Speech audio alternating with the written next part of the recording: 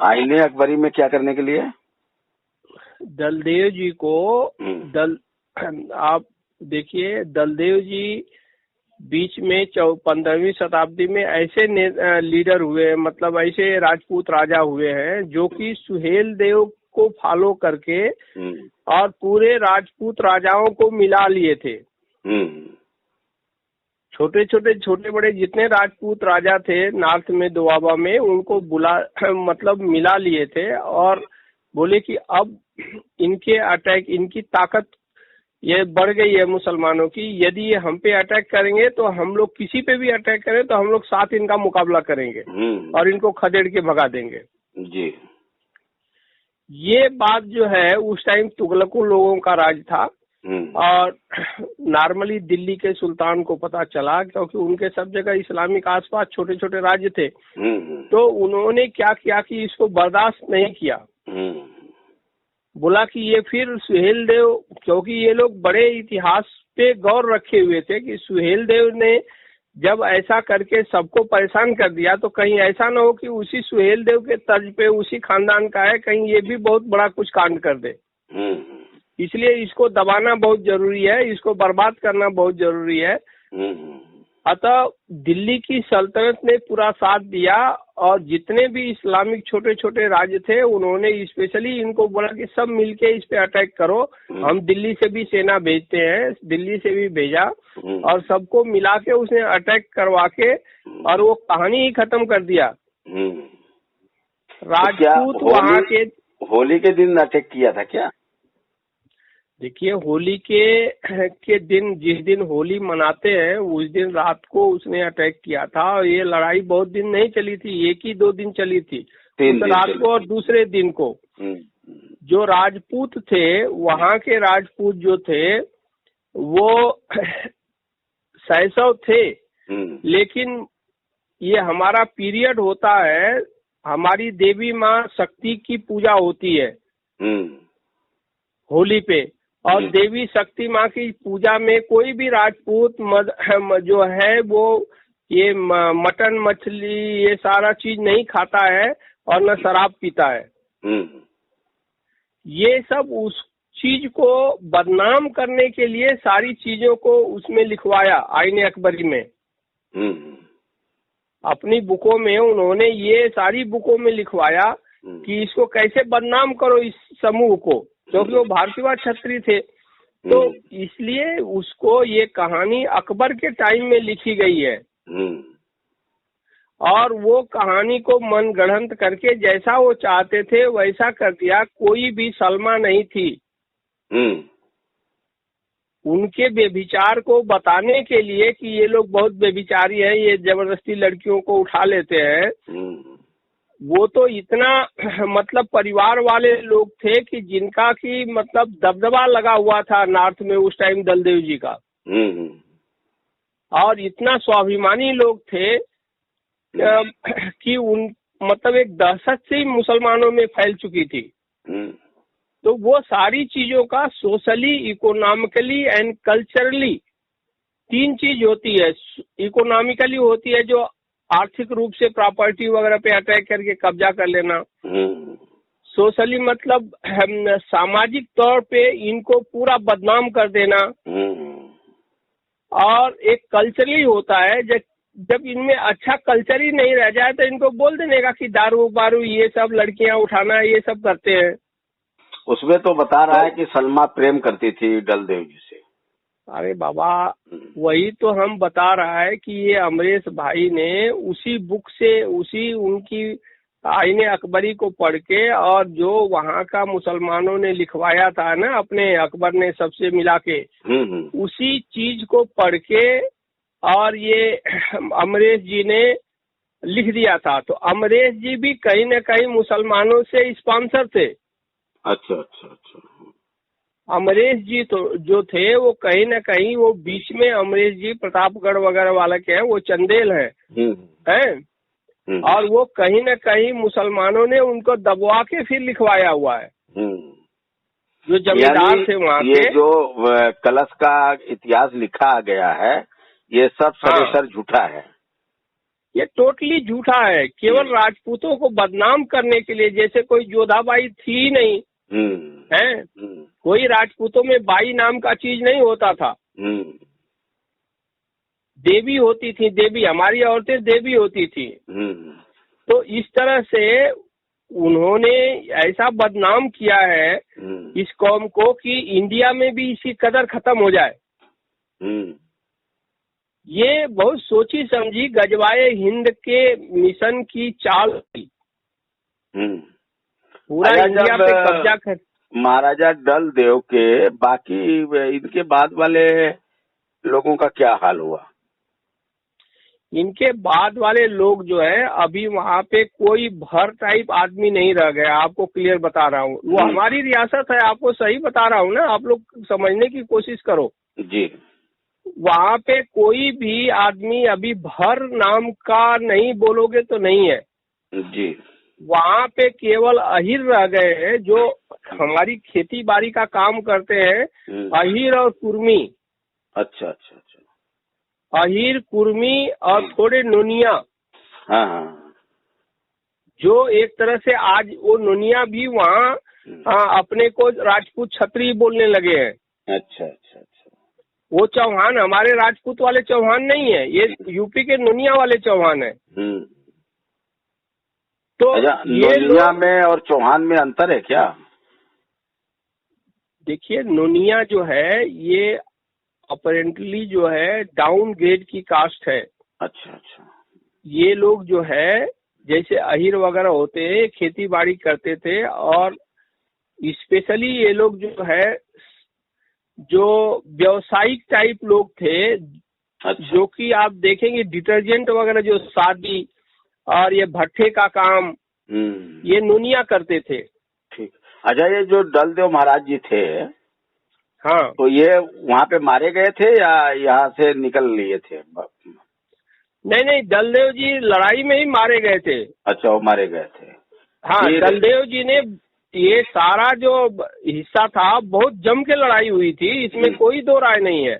लेकिन मुसलमान 3 दिन बता रहा है बुक में, वो सब बता रहा है, लेकिन वो सब उल्टा बता रहा है ना। वो मुसलमान जो चाहते थे वही लिखवाए आईने अकबरी में, और उसी को पढ़ के हम लोग सारा मस्त हो रहे हैं और उसी को भेज रहे हैं। तो आप में और उनमें अंतर क्या रह जाएगा? सही बात। जो ये बौद्धिक लोग लिख रहे हैं वही बुक को तो वो पढ़ के लिख रहे हैं कि ये दारू क्यों पीते हैं। क्या कोई दारू दूरी नहीं पीता था वो लोग, ये खाली बदनाम नशा कोई नहीं करता था। हाँ, यहाँ तक अब डलदेव के बाद जैसे आप लोग जो हैं, ठीक है ना? हाँ, तो इनमें बचे कौन थे? आपकी दादी जी? नहीं, जो हमारे लोग, हम लोग उस खानदान के केवल जमींदार थे। अच्छा। हमारे जो परदादा थे वो जमींदार थे, मतलब सूबेदार टाइप लोग थे। हाँ। जिनको कि मतलब वो जो कुछ 70-80 गांव दिया था। अच्छा अच्छा।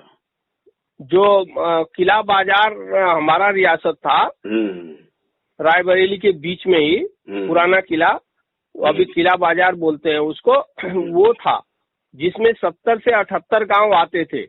आपको जैसे आप जमींदार थे और जो डलदेव थे वो राजा थे? हाँ, लेकिन वो हमारे खानदानी लोग थे। खानदानी थे, जैसे कि वो बड़े थे, उन्हीं में से आप छोटे भाई या जैसे भी? हाँ, हमारे ही खानदान के लोग थे। हाँ। उसमें क्या था कि अपने जो दूर के रिश्तेदार हैं सबको ये लोग क्या करते थे कि गांव-गांव बांट के सूबेदार वगैरह और सामंत वगैरह बना देते थे ना कि ये 50 गांव आप देखिए, 100 गांव आप देखिए, ऐसा करके करते थे। या तो अब डलदेव जी के जो, जैसे आप तो एक मान लो सूबेदार थे, उनका कोई वंश चला क्या बाद में कोई? जैसे हाँ, डलदेव जी लोग उस टाइम उनके खानदान के लोग, हमारे खानदान के लोग सारे जो राजपूत थे वो वहाँ से जो बचे वो भाग गए। अच्छा, भाग के गए कहाँ?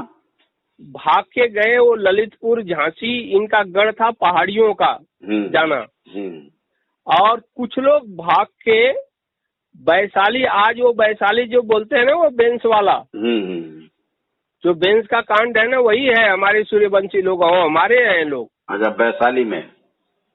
हाँ। तो अच्छा, तो ये जो क्या करते थे, हाँ, महाराजा डलदेव जी के जो अभी भी उनसे संपर्क हो सकता है क्या? देखिए, कोई संपर्क की बात ही नहीं है। अभी तो वही हम बोल रहे हैं कि कोई संपर्क की बात नहीं है। सारे लोग ये बहुत पुरानी बात हो गई, 14वीं 15वीं शताब्दी की बात है। हाँ, 500 साल हो गया। हाँ, और वो सारे लोग जो है पहाड़ियों में रहते थे और कई बार उन्होंने आक्रमण किया वहां से इकट्ठा होके। अच्छा, वहां से भी इकट्ठा होके? हाँ, चुपचाप नहीं बैठे थे वो लोग, वहां से भी वो लोग इकट्ठा होके और रायबरेली को 3-4 बार बीच में जीत लिए हैं। अच्छा, बीच बीच में जीते हैं क्या ये लोग? हाँ, बीच में जीते हुए हैं और जीत लिए। तब उसमें से क्या होता था कि जब ये लोग थोड़ा कमजोर पड़ने लगते थे तो अचानक मुसलमान जो है इनको फिर अटैक कर देते थे। फिर ये लोग क्या करते थे, जो लड़ते थे मर जाते थे, वो मर जाते थे, ने जो भाग पड़ा के पहाड़ों में जाते थे फिर वहां से इकट्ठा होने लगते थे। तो ये बहुत कई बार 6-7 बार चला है वो 200-300, मतलब अकबर के, ये समझिए कि 1536 में अकबर था आया और अकबर से पहले डलदेव जी जो था, इन्हीं का जो बचा हुआ खानदान था, बेटे चाचा के लड़के वही चलाए हुए हैं और जो सुहेल देव टू थे वही लास्ट राजा थे।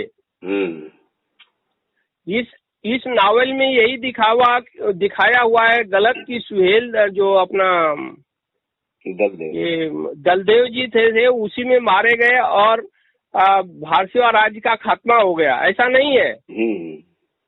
बोला है ना कि 1402 में इनको मार दिया गया और भाले पे लेके उनको नचाता रहा, ऐसा कुछ हुआ नहीं है।